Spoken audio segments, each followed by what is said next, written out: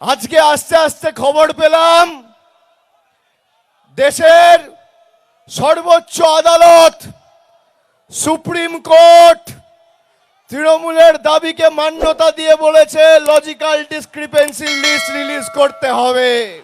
শুধু তাই নয়, ওরাল আর্গুমেন্ট চলাকালীন আমি যতটুকু শুনেছি বিচারপতিরাও বলেছেন বিএলএ টুরা হিয়ারিং এ থাকবে। এর সাথে যারা হিয়ারিং এ যাচ্ছে তাদেরকে রসিদ দিতে হবে, অ্যাকনলেজমেন্ট দিতে হবে। বিজেপির এসআইআর এর খেলা শেষ।